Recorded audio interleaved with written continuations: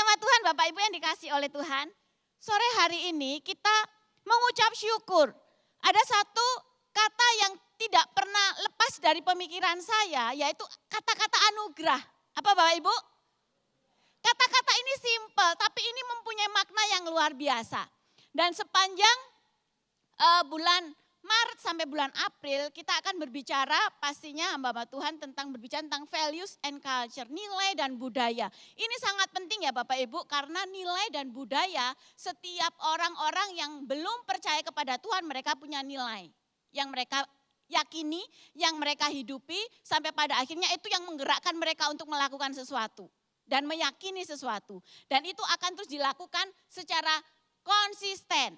Tapi hari ini kita akan belajar bersama-sama melalui pembelajaran yang disampaikan oleh Rasul Paulus Bapak Ibu. Di mana dia mengajarkan nilai-nilai dan budaya yang pada saat itu dibongkar habis.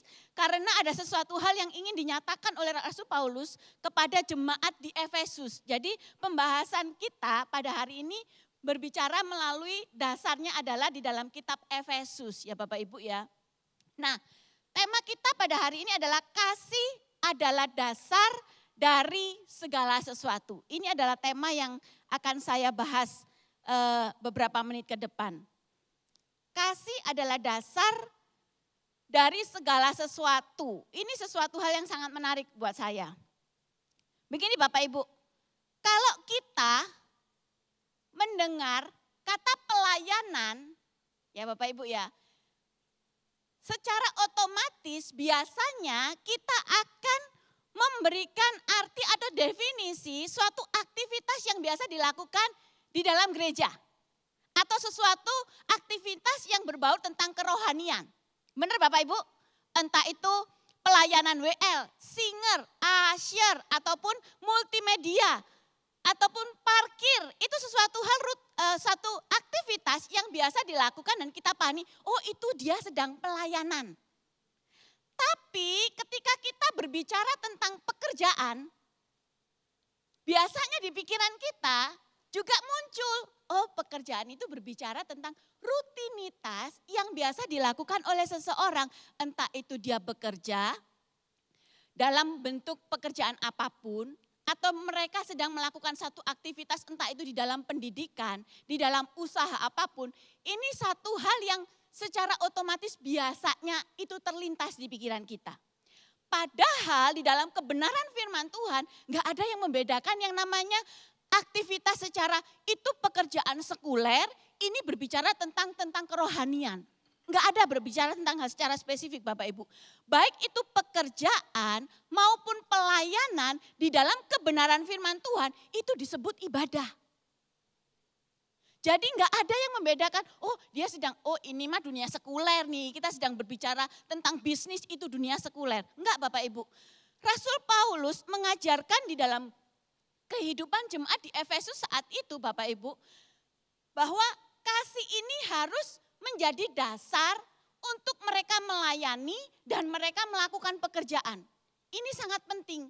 Karena apa Bapak Ibu yang dikasih oleh Tuhan? Rasul Paulus tahu dengan persis Bapak Ibu bahwa kasih ini harus menjadi pondasi yang kuat ketika seseorang yang sudah ada di dalam Kristus Yesus menjadi pondasi untuk melakukan segala sesuatu.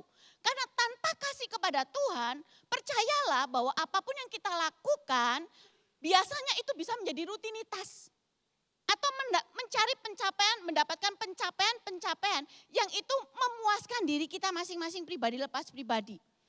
Rasul Paulus mengajarkan di dalam, sebentar ya Bapak Ibu, Efesus 5 ayat 1-2 mengatakan seperti ini Bapak Ibu. Sebab itu jadilah penurut Allah seperti anak-anak yang terkasih dan hiduplah, ini saya garis bawahi ini Bapak Ibu, di situ saya garis bawahi enggak ya? Oh enggak keluar ya. Efesus 5 ayat 1-2. Sebab itu jadilah penurut Allah seperti anak-anak yang kekasih dan hiduplah di dalam kasih sebagaimana Kristus Yesus juga telah mengasihi kamu dan telah menyerahkan dirinya untuk kita sebagai persembahan dan korban yang harum bagi Allah. Bapak Ibu, kata hiduplah di dalam kasih itu saya garis bawahi dan saya highlight dengan warna yang berbeda.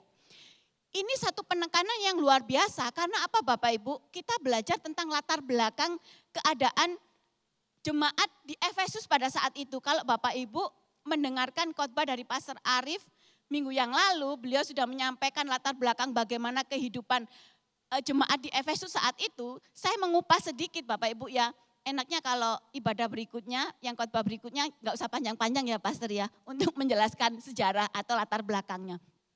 Latar belakang yang dihadapi atau dijalani oleh jemaat-jemaat di Efesus pada waktu itu Bapak Ibu.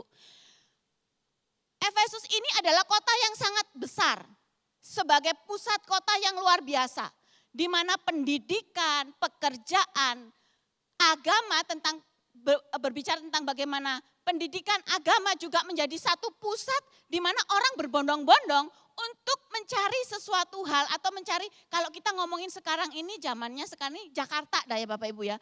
Orang mudik mereka merantau ke Jakarta.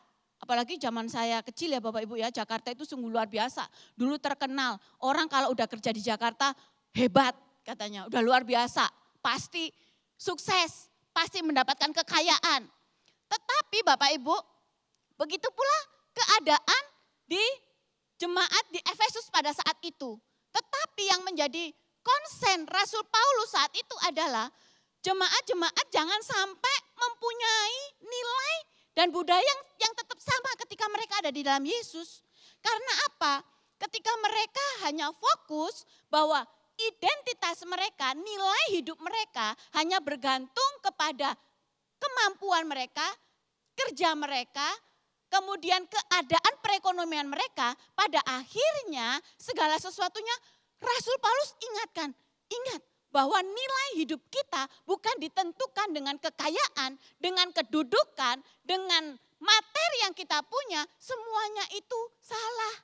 Tetapi yang Rasul Paulus ingin katakan bahwa nilai hidup kita itu adalah bagaimana ketika kita saat ini ada di dalam Kristus, engkau sudah punya nilai dan engkau punya identitas yang jelas di hadapan Tuhan bahwa engkau sebagai anak Tuhan.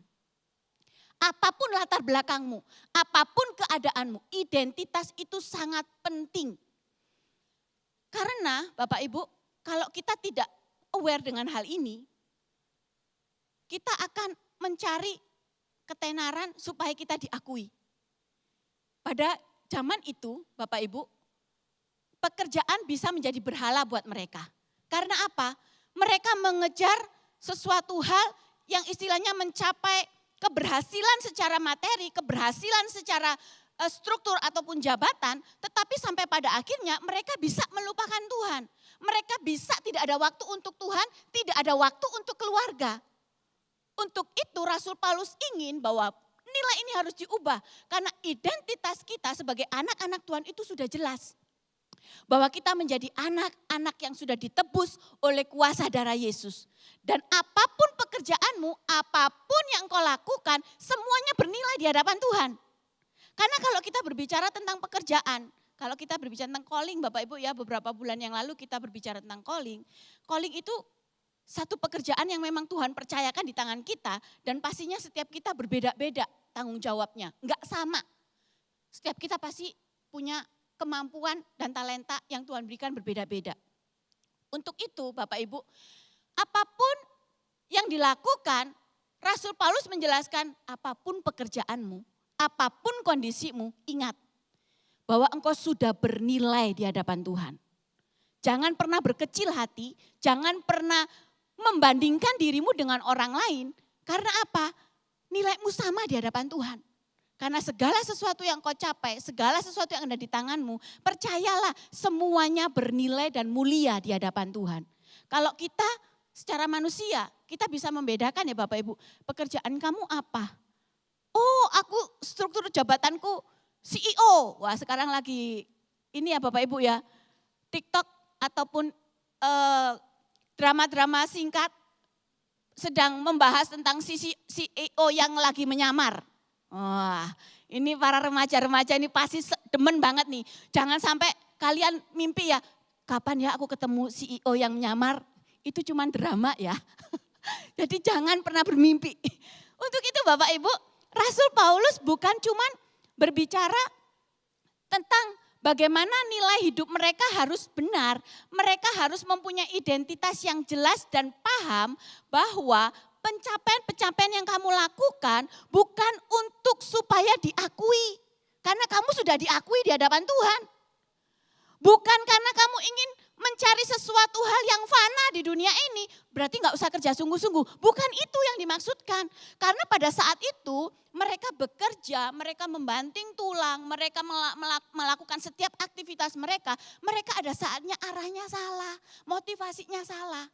Padahal di hadapan Tuhan, segala sesuatu yang kita lakukan mungkin di hadapan manusia itu kecil. Tetapi ketika di hadapan Tuhan, engkau melakukannya dengan identitas yang benar di hadapan Tuhan, percayalah semuanya itu bernilai. Dan tidak ada yang rendah dan tidak ada yang tinggi di hadapan Tuhan. Kalau ada yang tinggi dan ada yang rendah, Bapak Ibu, saya khotbah di depan Bapak Ibu, berarti saya lebih tinggi dari mereka yang ada di soundman. Enggak bisa Bapak Ibu, sama di hadapan Tuhan. Karena setiap kita punya panggilan masing-masing yang berbeda. Amin Bapak Ibu. Identitas itu penting. Karena tanpa identitas yang jelas, seseorang akan melakukan atau mempunyai motivasi-motivasi yang salah di hadapan Tuhan. Dan Rasul Paulus ingin Bapak Ibu, dengan iman percaya setiap orang-orang yang ada di dalam Kristus, tidak hanya ditunjukkan ketika mereka beribadah, tetapi bagaimana relasi antara satu dengan yang lain, bagaimana relasi dengan teman-teman dan orang-orang di sekitarnya itu juga harus nampak. Kamu Kristen, tapi kalau kamu jahat sama temanmu, identitasmu bukan anak Allah. Kalau saudara punya kekuasaan di tanganmu, tapi engkau menekan kehidupan anak-anak orang-orang di bawahmu, itu bukan orang anak-anak Tuhan. Karena nanti di beberapa poin berikutnya, kenapa harus didasari oleh kasih. Untuk itu Bapak Ibu, bukan cuman relasi atau bukan cuman tujuan dan motivasi yang diarahkan supaya benar oleh Rasul Paulus, tetapi hubungan suami istri pun juga dibahas Bapak Ibu di dalam kebenaran firman Tuhan. Di dalam Efesus 5 ayat 33 juga mengatakan Bapak Ibu, beginilah firman Tuhan, bagaimanapun juga bagi kamu masing-masing berlaku, kasihilah istrimu seperti dirimu sendiri dan istri hendaklah menghormati suami.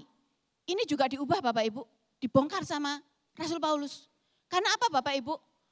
Ini sangat penting, karena kalau seseorang berpikir ketika berumah tangga, seorang bapak adalah imam, dia bisa semena-mena kepada istrinya. Ini bukan sinetron Bapak Ibu.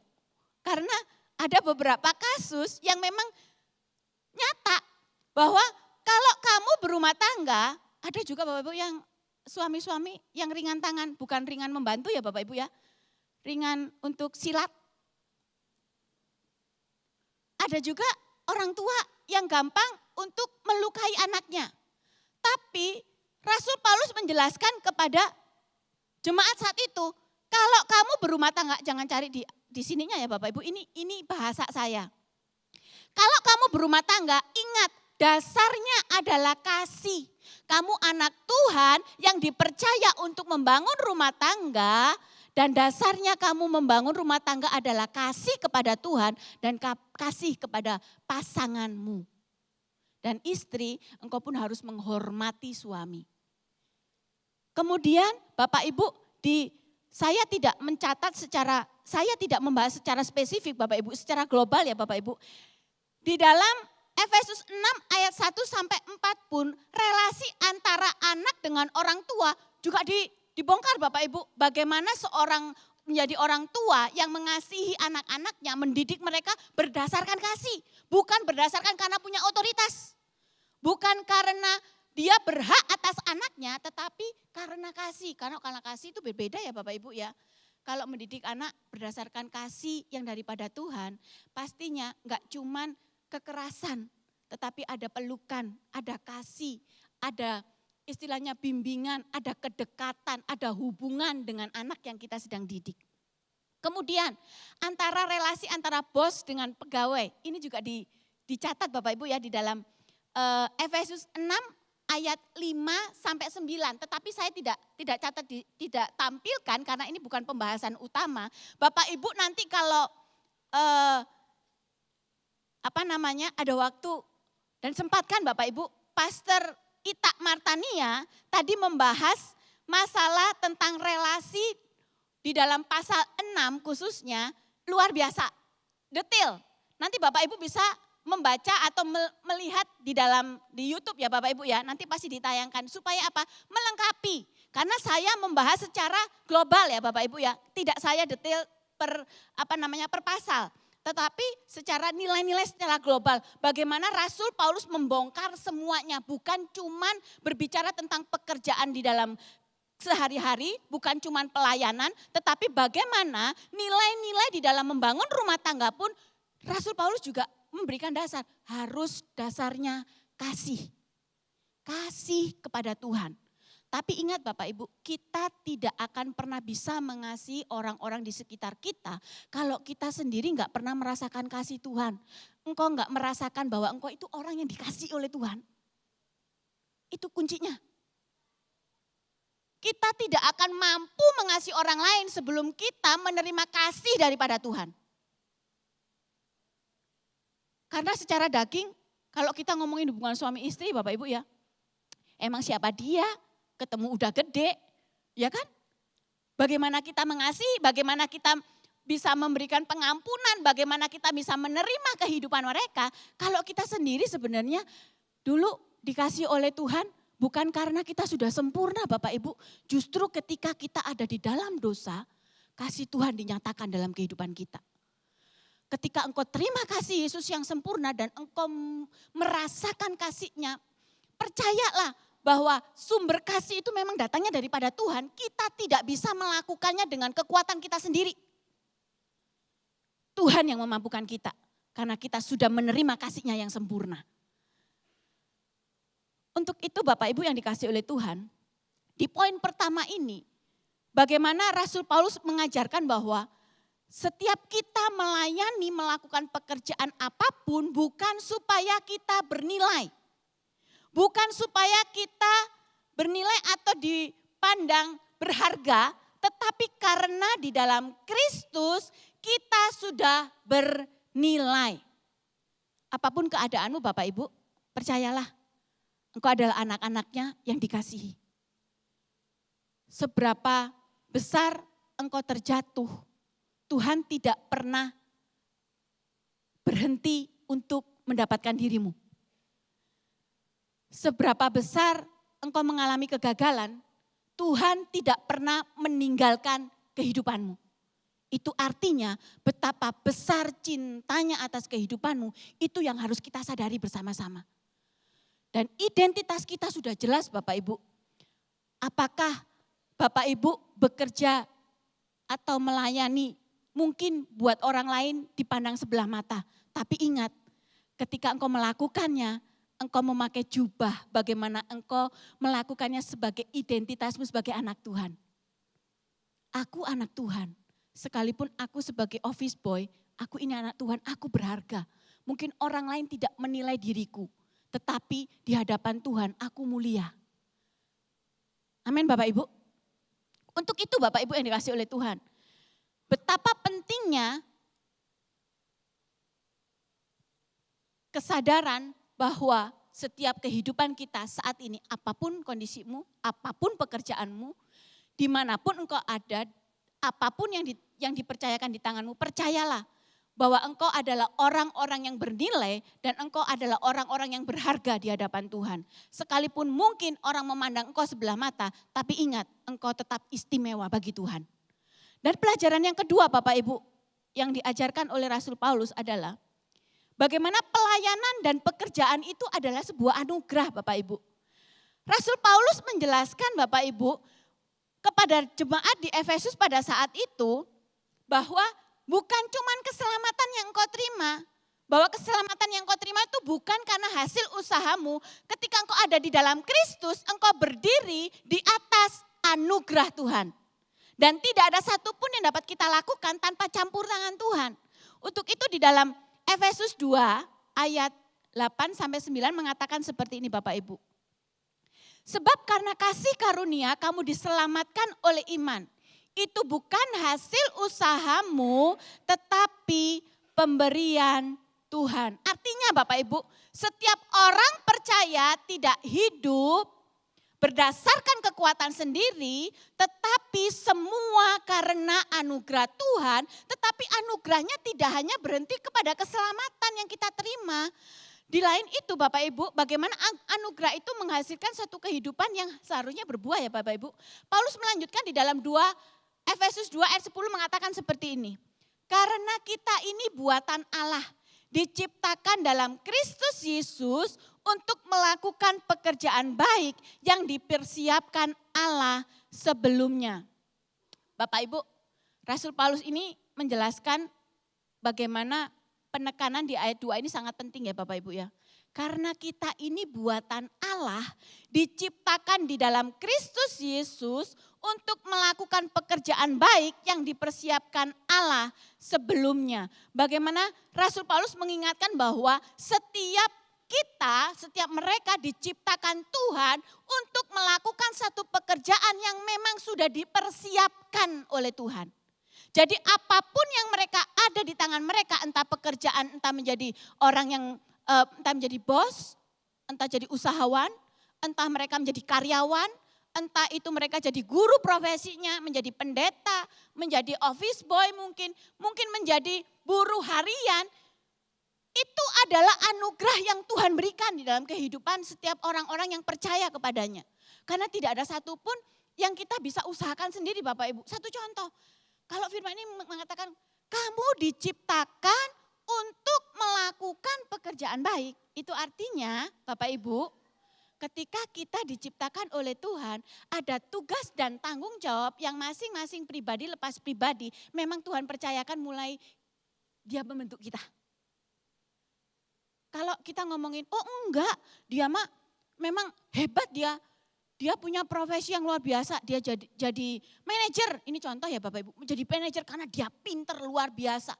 Iya karena memang aku melakukan semuanya luar biasa, aku belajar sungguh-sungguh. Ingat kalau ciptaan Bapak Ibu, secara utuh ini kita ciptaan Tuhan. Pikiran kita ini yang menciptakan Tuhan, otak kita yang menciptakan Tuhan.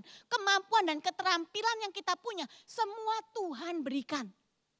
Jadi tidak ada satu usaha apapun yang kita lakukan tanpa campur tangan Tuhan dalam hidup kita. Kalau Bapak Ibu, loh tapi aku bekerja. Ya memang harus bekerja. Ada bagian kita yang harus kita lakukan. Tetapi ingat, besar bagian Tuhan dalam kehidupan kita. Satu contoh Bapak Ibu ya. Saya paling suka kalau melihat anak-anak yang pelayanan itu ngedance. Ya anak-anak zaman sekarang ngedance. Apakah ngedance itu bisa dipelajarin Bapak Ibu? Bisa nggak dipelajarin? Bisa. Tapi bisa nggak semua orang melakukannya? Nggak bisa Bapak Ibu. Saya ingat waktu pembukaan bulan komunitas di awal minggu, bulan Maret, saya disuruh nyanyi sama disuruh gerak. Ya Bapak Ibu ya, suruh nyanyi, gerakan. Bapak Ibu tahu apa yang terjadi? Saya senang melihat orang yang bisa ngedance dan nari. Bapak Ibu, tapi ketika saya melakukannya, antara saya ngapalin lagu, ngapalin gerakan berikutnya, itu kacau Bapak Ibu. Karena saya nggak didesain Tuhan untuk bisa jadi dance. Paham ya Bapak Ibu? Bisa nggak saya pelajari? Bisa, buktinya saya berdiri, saya bisa ngikutin, bisa. Tetapi pusing buat saya. Konsentrasinya yang mana? Tapi kalau mereka yang ngedance, mereka nggak pusing Bapak Ibu. Antara lagu sama gerakan nyambung, bablas. Paham ya? Ada hal-hal yang bisa kita pelajari dalam dunia ini, tetapi tidak semuanya bisa kita lakukan. Karena kita didesain secara khusus dan spesifik oleh Tuhan. Satu contoh lagi Bapak Ibu, bagaimana tapi aku seorang pelajar, aku belajar sungguh-sungguh loh. Ya, oke. Aku pinter, oke. Tapi sekarang yang saya pertanyakan, yang menciptakan otak kita siapa? Yang membuat kita pintar siapa? Aku bekerja sungguh-sungguh. Ya, luar biasa. Aku mendapatkan hasil luar biasa. Puji Tuhan. Tapi yang memberikan berkat itu siapa? Satu hal, contoh yang paling simpel ya Bapak Ibu ya. Yang mungkin gak terbersit di pikiran kita. Terkadang apa yang kita lakukan seolah-olah itu memang hasil usaha kita sendiri. Apa yang kita upayakan, apa yang kita sungguh-sungguh kerjakan, itu seolah-olah hasil usaha kita sendiri. Satu contoh, siapa di sini yang sudah menikah dan punya anak, angkat tangannya? Oke, lumayan banyak ya Bapak Ibu ya. Satu contoh, untuk Bapak Ibu menjadi seorang papa atau mama, itu bukan karena hasil usaha kita sendiri loh Bapak Ibu. Bukan karena Bapak Ibu punya suami dan punya istri, kemudian Bapak Ibu menikah diberkati di gereja dan Bapak Ibu bersatu dengan suami atau istri Bapak Ibu, kemudian tekdung lalala. Tahu tekdung lalala? Burung kakak tua. Jadi nyanyi. Bapak Ibu, untuk menjadi seorang papa atau mama, dipanggil papa atau mama, itu anugerah loh Bapak Ibu. Bukan karena engkau muda, bukan karena engkau kuat, bukan karena engkau mempunyai kekuatan secara usia engkau memang masih produktif, bisa punya anak. Tetapi tanpa campur tangan Tuhan, semuanya mustahil. Tidak ada satu manusia pun bisa menciptakan manusia di dalam manusia. Kalau bukan kuasa Tuhan. Untuk dipanggil papa, itu anugerah. Untuk bisa dipanggil mama, itu anugerah. Satu peristiwa Bapak Ibu, kenapa saya begitu memahami kata anugerah dan bagaimana Tuhan campur tangan di dalamnya. Ketika kami menikah, itu suami saya, laki-laki ya Bapak Ibu, suami saya. Suami saya, Hendy Sofyan, Ucup. Ketika kami menikah, memang usia kami sudah lanjut Bapak Ibu. Bukan tua, tapi banyak umurnya ya. Bukan tua, tapi umur kami lumayan banyak Bapak Ibu. Kami memasuki usia 30, antara 35 saat itu ya Bapak Ibu. 35 kami menikah, sementara suami saya beda 4 tahun di atas saya. 1 tahun pernikahan, kami mulai curiga Bapak Ibu, kenapa ya kok belum tekdung lalala gitu ya. Tekdung lalala. Nah, kami punya inisiatif, yuk kita ke dokter ya. Kalau memang ada penyakitnya, ayo kita sembuhin, kita obatin, dokter yang tahu. Tapi kalau nggak ada apa-apa, ya udah kita akan lakukan apa yang menjadi bagian kita. Singkat cerita, kami konsultasi ke bagian dokter kandungan. Dengan kurang lebih 2 hari kami menjalani tes, baik saya maupun suami saat itu. Mungkin Bapak Ibu yang pernah menjalani ini ngerti ya Bapak Ibu ya. Selama 2 hari itu luar biasa sakitnya Bapak Ibu ya. Saya ngalamin itu kalau mengingat-ingat itu rasa sakitnya luar biasa. Nah, singkat cerita dari hasil tes tersebut Bapak Ibu, dokter menemukan bahwa ada sesuatu hal yang kurang sehat. Ya Bapak Ibu. Terus dokter mengatakan seperti ini, Bu, Pak, kalaupun Bapak dan Ibu mendapatkan seorang momongan, persentasinya cuma 15% dari 100%. Bayangkan Bapak Ibu, 100% hanya 15% kemungkinannya kami dapat momongan, kalau dapat. Terus dokternya memberikan saran, dokter apa yang harus kami lakukan?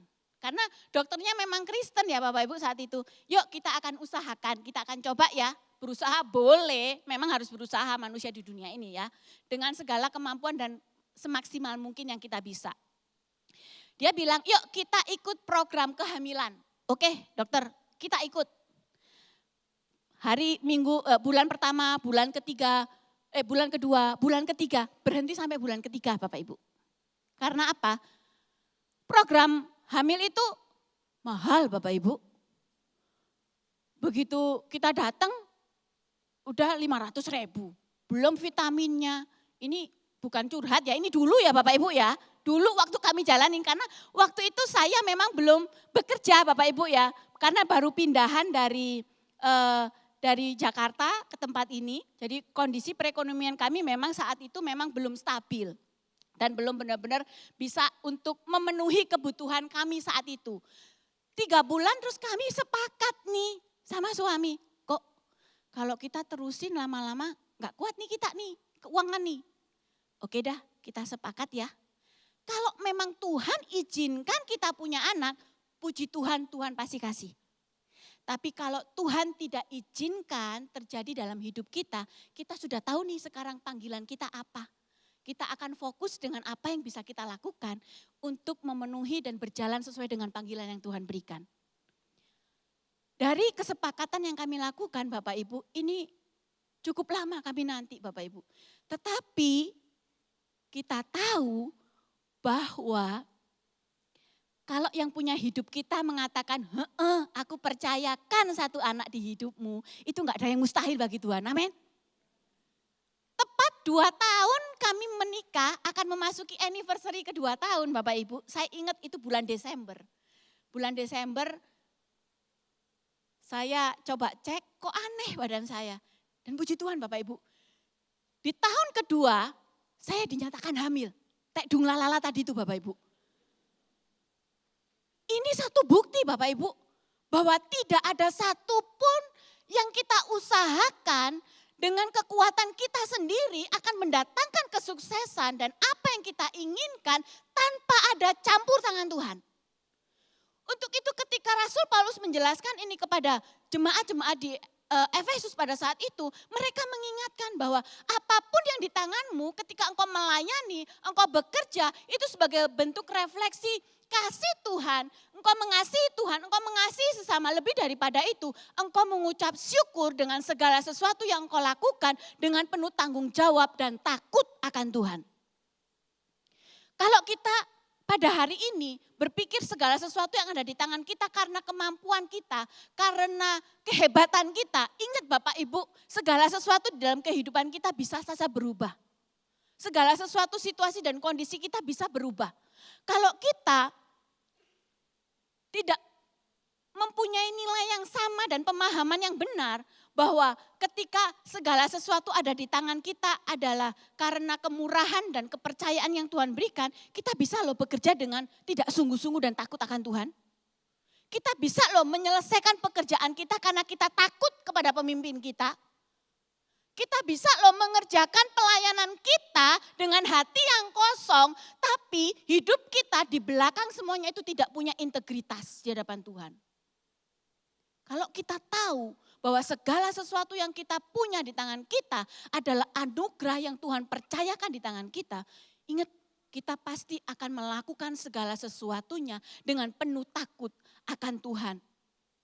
Sebab di dalam Efesus 6, Bapak Ibu, ayat 7 mengatakan seperti ini. Dan apapun juga yang kamu perbuat, perbuatlah dengan segenap hatimu seperti untuk Tuhan dan bukan untuk manusia. Sekali lagi ya Bapak Ibu ya. Dan apapun juga yang kamu perbuat, perbuatlah dengan segenap hatimu seperti untuk Tuhan dan bukan untuk manusia. Bapak Ibu, ini jelas sekali mengingatkan dalam kehidupan kita. Kalau kita saat ini dipercayakan menjadi apapun, dan Bapak Ibu mungkin di mata dunia Bapak Ibu orang yang sukses, ingat kalau kita tidak tahu dan tidak paham bahwa itu adalah anugerah Tuhan, seolah-olah semuanya milik kita. Dan kita tidak pernah memikirkan kehidupan orang lain. Sebab saya yakin dan percaya ketika ada kepercayaan yang Tuhan taruh di dalam kehidupan kita, ada maksud dan tujuannya. Yaitu apa Bapak Ibu? Dengan kemampuan, dengan kepandaian kita, dengan semua yang Tuhan percayakan di tangan kita, pastinya Tuhan mau kehidupan kita berdampak untuk orang lain. Bagaimana kita bisa memberkati orang lain, membangun kehidupan orang lain, itu penting. Karena kehidupan kita bukan cuma untuk kita sendiri Bapak Ibu. Karena kalau kita berbicara tentang Injil, Injil ini tidak cuma berbicara tentang keselamatan, tetapi pekerjaan besar dan tugas yang paling besar dalam kehidupan kita adalah untuk semakin menjadi serupa dengan Kristus. Itu tujuannya ya Bapak Ibu ya. Bagaimana engkau melakukan segala sesuatunya harus dipenuhi oleh kasih baik kepada Tuhan maupun kepada sesama. Dan segala sesuatu yang ada di tanganmu adalah anugerah yang Tuhan percayakan. Kalau itu adalah anugerah Tuhan, percayalah. Dan engkau punya identitas yang jelas, apapun pekerjaanmu, serendah apapun mungkin di mata manusia, engkau akan tetap sungguh-sungguh di hadapan Tuhan. Bukan cuma bekerja mencari uang supaya perekonomian di rumah tercukupi, segala sesuatunya tercukupi, tetapi harus ada identitas dan engkau akan melakukannya sungguh-sungguh. Bertanggung jawab bukan kepada bos sebagai manusia di hadapanmu yang bisa engkau lihat, tetapi firman Tuhan jelas mengatakan, kalau engkau melakukan segala sesuatu, lakukanlah itu untuk Tuhan. Amin Bapak Ibu. Ini enggak gampang loh Bapak Ibu. Ketika kita mendengarkan kebenaran firman Tuhan ini sesuatu hal yang sepertinya, oh iya untuk Tuhan, tetapi harus dipraktekkan. Harus sungguh-sungguh memahami kebenaran ini. Dan hal yang ketiga Bapak Ibu yang dikasih oleh Tuhan, kalau kita melakukan segala sesuatunya bukan berdasarkan kasih kita kepada Tuhan dan kasih kita kepada sesama, itu bisa enggak terjadi? Sangat bisa Bapak Ibu. Tetapi untuk menjadi seseorang yang harus tetap ada di dalam kasih Kristus, bagaimana kita bisa mengaplikasikannya dalam kehidupan sehari-hari. Ingat ya Bapak Ibu, bukan dengan kuat dan gagah kita, tetapi semua karena kemurahan dan pertolongan Tuhan dalam kehidupan kita. Dan jika pelayanan ataupun pekerjaan yang kita lakukan tanpa kasih kepada Tuhan, ini akibatnya bukan sesuatu hal yang sepele Bapak Ibu. Tetapi dampaknya itu sungguh luar biasa. Karena apa Bapak Ibu? Di dalam 2 Timotius 4 ayat 10 mengatakan seperti ini Bapak Ibu. Karena Demas telah mencintai dunia ini dan meninggalkan aku. Ini Demas ini adalah satu tokoh ya Bapak Ibu yang tercatat di beberapa kisah yang ditulis oleh Rasul Paulus. Bagaimana Rasul Paulus menceritakan tentang seorang yang bernama Demas. Dia adalah jemaat mula-mula yang dimenangkan, dia percaya kepada Kristus dan dibangun kehidupannya untuk menjadi pelayan Tuhan dan memberikan hidupnya untuk melayani. Tetapi Bapak Ibu, di tengah-tengah perjalanan, kasih mula-mulanya mulai bergeser. Sampai pada akhirnya dia bisa meninggalkan panggilannya. Dan Rasul Paulus mencatat di sini, Demas itu karena Demas telah mencintai dunia ini dan meninggalkan aku. Ini satu peristiwa bagaimana seorang yang awalnya mencintai Tuhan dengan luar biasa, punya dedikasi yang luar biasa, memberikan hidupnya untuk melayani, bahkan dia masuk di dalam tim kepemimpinan, melayani pelayanan misi, penjangkauan, dia dibawa kemana-mana oleh Rasul Paulus. Tapi pada akhirnya kasih yang mula-mula kepada Tuhan itu bergeser karena ada beberapa hal yang terjadi di dalam kehidupan Rasul Paulus saat itu Bapak Ibu ketika dia melayani. Ketika kita berada di dalam track yang benar pun, kita tahu identitas kita benar di dalam Tuhan bahwa kita anak-anak Tuhan. Dan kita tahu bahwa segala sesuatu yang kita lakukan, yang kita bisa kerjakan semuanya karena anugerah Tuhan. Bukan berarti Bapak Ibu dengan kondisi dan situasi yang kita hadapi ketika kita melakukan tugas dan tanggung jawab kita, bukan berarti tidak ada tantangan. Justru tantangan itulah, ketika kita menghadapi tantangan itulah yang akan membuat kita semakin murni. Benar gak kamu mengasihi Tuhan? Benar gak kamu bisa dipercaya oleh Tuhan ketika kamu ada tantangan? Karena Rasul Paulus ketika dia mengajarkan tentang hal ini Bapak Ibu, dia mengatakan bahwa mencintai Tuhan, mengasihi Tuhan dengan sepenuh waktu bukan berarti gak ada tantangan. Rasul Paulus mengalami penolakan, dia dipenjara, bahkan dia sampai mengalami pernah karam kapal, nyawanya sampai terancam Bapak Ibu. Tapi dia sebenarnya sungguh-sungguh. Sebagai anak-anak Tuhan tidak menutup kemungkinan ketika kita hidup sungguh-sungguh melakukan setiap tugas dan tanggung jawab kita di hadapan Tuhan. Bukan berarti gak ada tantangan di dalam kehidupan kita. Tetapi masalahnya, apakah kita bisa menyelesaikan setiap tugas dan tanggung jawab kita secara maksimal dan sampai pada akhirnya seperti yang Rasul Paulus katakan di dalam 2 Timotius 4 ayat 10 mengatakan seperti ini Bapak Ibu. Aku telah mengakhiri pertandingan yang baik. Aku telah mencapai garis akhir dan aku telah memelihara iman. Ini satu gambaran bagaimana Rasul Paulus hidup di dalam panggilannya, bagaimana dia menjadi orang yang bisa dipercaya dan berintegritas di hadapan Tuhan untuk melakukan setiap tugas dan tanggung jawabnya sampai akhir. Perbedaannya bukan pada situasi, tetapi pada motivasi yang mulai berubah. Perbedaannya bukan karena situasi, tetapi kepada motivasi. Satu gambaran begini Bapak Ibu, supaya gampang ya. Seorang pelari, karena Rasul Paulus ini kan menceritakan tentang aku telah berlari dan mengakhiri sampai garis finish. Itu satu gambaran begini. Kalau kita sama-sama lomba nih Bapak Ibu ya, lomba lari. Lomba lari itu pasti ada persyaratannya. Benar ya Bapak Ibu ya? Secara fisik ya harus sama. Kostumnya pun sama. Ada di sini pernah lihat ada lomba lari pakai kebaya? Enggak ada ya Bapak Ibu ya. Kostumnya sama, tujuan garis akhirnya mesti sama. Persyaratan-persyaratan lainnya pun harus sama. Tapi Bapak Ibu ketika Rasul Paulus menggambarkan aku ini lari dan sampai pada garis akhir. Ketika mereka lari bersama-sama sekalipun mereka sama-sama menjadi hamba Tuhan. Tetapi di tengah-tengah perjalanan mereka kita tahu ada tantangan, ada rintangan sampai pada akhirnya kasih mula-mula itu berganti dan bergeser dan menghilangkan panggilan. Demas meninggalkan Tuhan karena dia tidak mampu menghadapi tantangan dan dia tidak mampu menghadapi rintangan. Tapi kalau kita Bapak Ibu sebagai orang yang tahu kalau setiap pekerjaan dan tanggung jawab yang Tuhan percayakan di tangan kita adalah kepercayaan Tuhan berikan. Ketika ada tantangan, kita tahu kita mesti larinya kemana. Larinya pasti kepada Tuhan yang telah memberikan kepercayaan. Kalau ada rumah tangga yang menghadapi masalah dan tantangan, entah itu pergumulan hubunganmu suami istri, ataupun hubunganmu dengan anak, ataupun engkau punya masalah dengan anak-anakmu, ingat, bukankah engkau membangun rumah tangga, Tuhan pun hadir di sana, lari sama Tuhan, minta pertolongan.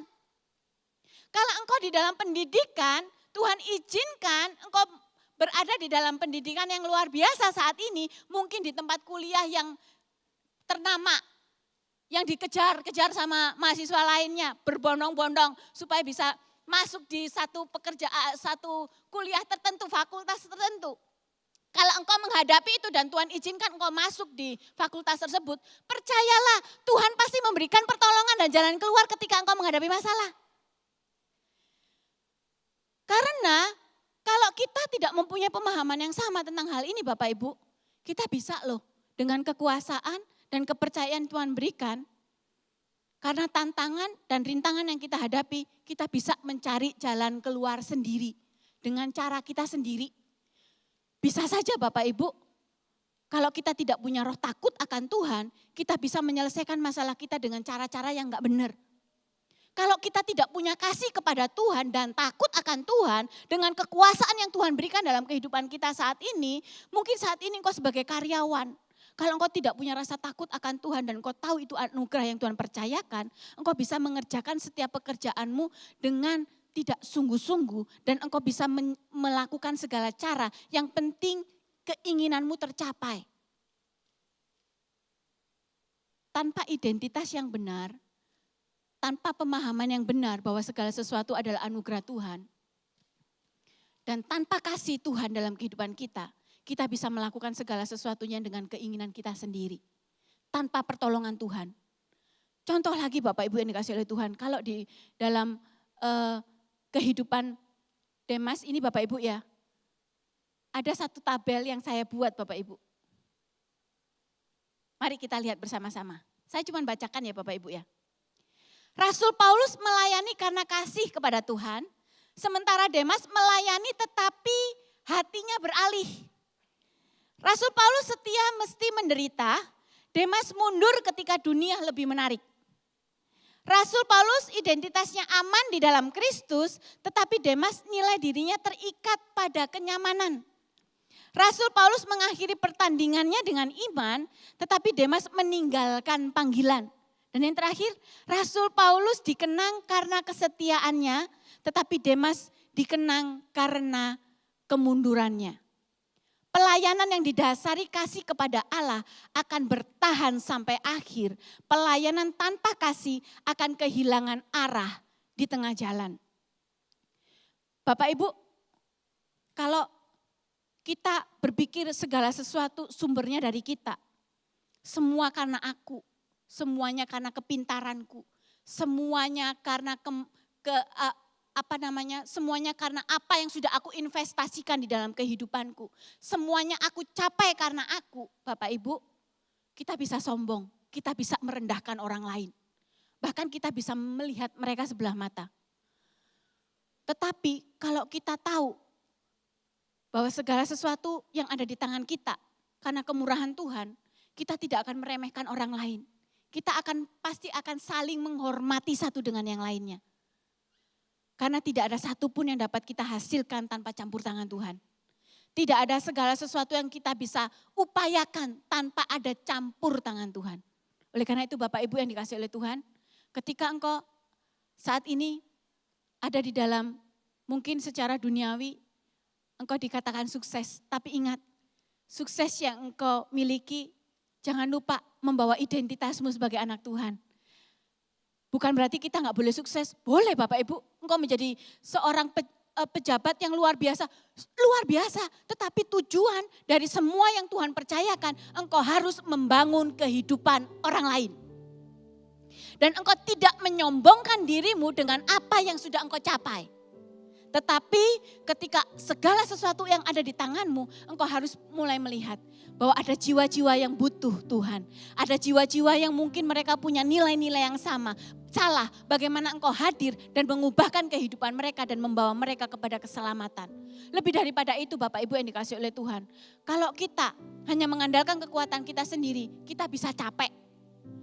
Tapi kalau kita tahu bahwa segala sesuatu yang Tuhan percayakan di tangan kita karena anugerahnya, sebesar apapun tantangan di dalam kehidupan kita, engkau melakukan pekerjaan, engkau melayani di hadapan Tuhan, engkau tidak akan mudah untuk menyerah. Karena engkau tahu sumber jawaban dan pertolongan datangnya daripada Tuhan. Bukan dengan kuat dan gagahku, tetapi semua karena Roh-Mu yang menyertaiku. Itu menjadi nilai yang harus kita pegang. Prinsip kebenaran yang harus kita pegang bersama-sama. Bahwa tidak ada satupun yang dapat kita andalkan di dalam kehidupan kita. Tanpa campur tangan Tuhan. Dan ingat, jangan pernah merendahkan dirimu sendiri karena pekerjaan-pekerjaan yang mungkin itu kecil buat orang lain. Tetapi ingat, engkau adalah orang yang berharga di hadapan Tuhan. Engkau bernilai luar biasa, engkau ditebus oleh kuasa darah Yesus. Nikmati setiap kasih Tuhan. Dan setiap apapun yang Tuhan percayakan di tanganmu. Mari menjadi orang-orang yang takut akan Tuhan. Sampai pada akhirnya setiap apapun yang kita upayakan, setiap apapun yang kita akan lakukan, semuanya menceritakan tentang Tuhan dan menjadi berkat buat orang-orang di sekitar kita. Amin Bapak Ibu yang dikasihi oleh Tuhan. Dan sebagai penutup Bapak Ibu yang dikasihi oleh Tuhan. Kalau hari ini Bapak Ibu, mungkin Bapak Ibu menemukan diri Bapak Ibu secara pribadi. Aku mungkin mulai bergeser nih. Ketika aku membangun rumah tangga, aku menganggap aku adalah seorang suami yang punya otoritas. Yang aku lakukan hanya mengekang kekerasan dan cuman perintah yang aku lakukan. Aku sebagai seorang suami yang cuman melakukan tugasku karena satu status tetapi aku tidak punya kasih kepada istri maupun kepada anak-anakku. Firman-Nya kembali mengingatkan dalam kehidupan kita. Yuk, biar motivasi kita, dasar kita mesti dipulihkan. Kalau engkau melakukan atau melaksanakan pendidikan yang Tuhan percayakan, entah engkau kuliah, engkau masih SMA, dimanapun Tuhan percayakan, Percayalah, dimanapun Tuhan tempatkan, sekalipun mungkin itu universitas yang tidak dipandang oleh orang lain. Percaya, kalau engkau masih bisa kuliah, itu karena kemurahan Tuhan. Engkau bisa bekerja, mungkin engkau bukan karyawan di satu perusahaan yang besar, tetapi engkau buruh harian. Ingat, apapun yang ada di tanganmu, itu kemurahan Tuhan. Bukan karena kuat dan gagahmu, itu bentuk bagaimana Tuhan memelihara kehidupan kita. Mari Bapak Ibu, kita akan bangkit berdiri bersama-sama.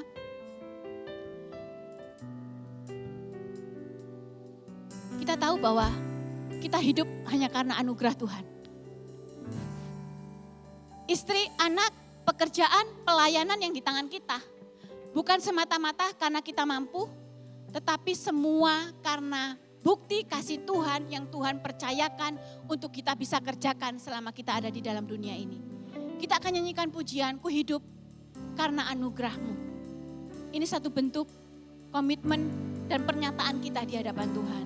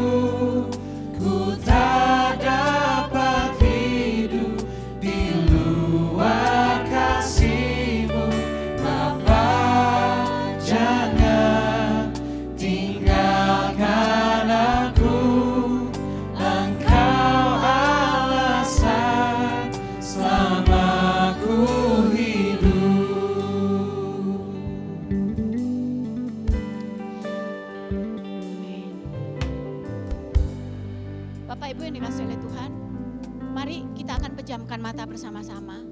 Sebelum saya menutup kebenaran firman Tuhan ini di dalam doa. Apakah ada di antara Bapak Ibu sekalian yang menyadari posisi Bapak Ibu sekalian? Bahwa hari-hari terakhir ini ketika Bapak Ibu melakukan segala sesuatu di dalam kehidupan Bapak Ibu. Entah itu pelayanan, di dalam pekerjaan, di dalam pendidikan yang kau lakukan dan laksanakan setiap hari, bahwa bukan kasih Tuhan yang menjadi dasar utama di dalam kehidupanmu. Tetapi hari ini kita akan bersama-sama berkomitmen, biarlah kasih Tuhan inilah yang akan menjadi motivasi kita dan menggerakkan kita untuk melakukan semuanya itu. Sebab untuk segala sesuatunya perlu komitmen yang sungguh-sungguh di dalam Tuhan dan hanya Tuhan yang memampukan itu. Kalau engkau minta untuk didoakan dan kita berkomitmen bersama-sama, angkatlah tanganmu di hadapan Tuhan dan tidak ada satupun yang toleh kanan ataupun toleh kiri. Terima kasih, terima kasih. Terima kasih untuk tangan-tangan dan kejujuran saudara. Terima kasih. Terima kasih Tuhan, terima kasih. Dan kalau hari ini Bapak Ibu, tetap Bapak Ibu angkat tangan.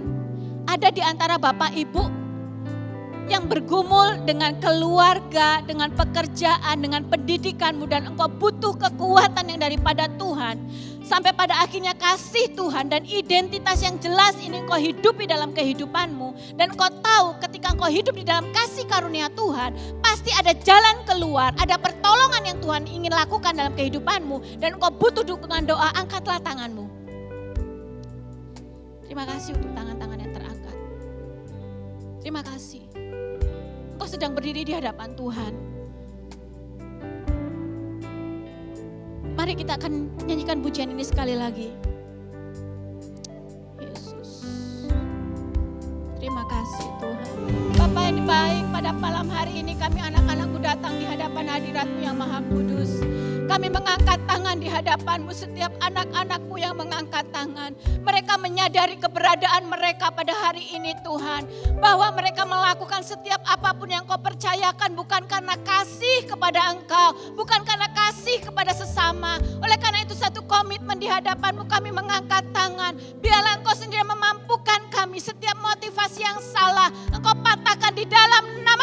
Kudus. Biarlah kebenaran firman-Mu inilah yang akan kembali memeteraikan dan mengembalikan satu nilai bahwa kami melakukan segala sesuatunya karena kami mengasihi Tuhan, karena kami mengasihi sesama kami. Kami bertanggung jawab atas setiap apa yang Tuhan percayakan di tangan kami. Sebab kami tahu segala sesuatu yang kami lakukan bukan karena kuat dan gagah kami, tetapi semua karena Engkau yang mempercayakan semuanya di dalam tangan kami. Baik itu pendidikan, baik itu di dalam rumah tangga, baik itu di dalam pekerjaan, baik itu apapun yang kami lakukan, kami percaya di dalam pelayanan apapun itu semua karena kepercayaan yang Tuhan taruh. Tuhan tolong kami, mampukan kami untuk kami tetap menjaga motivasi kami benar di hadapan Tuhan. Dan saat ini setiap kami yang mengangkat tangan, yang sedang membutuhkan pekerjaan, ada tantangan baik di dalam rumah tangga, hubungan suami ataupun istri, hubungan anak, hubungan setiap orang-orang di sekitarnya. Tuhan, baik di dalam pekerjaan, hamba berdoa